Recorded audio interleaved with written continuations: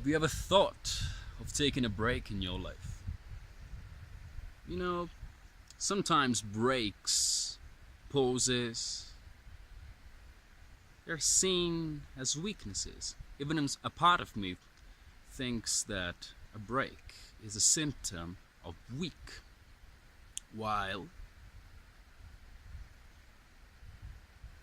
if I look at a vista like this,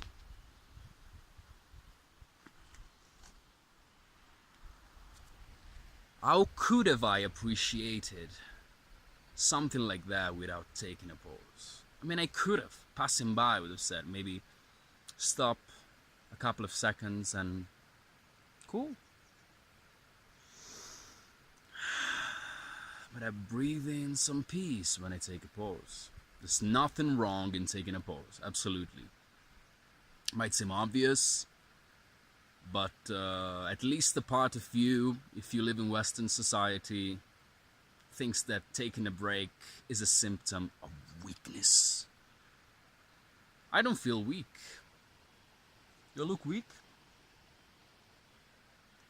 I know. Oh, look at the mist. Obviously, if I hadn't taken a pause here, I couldn't have seen that.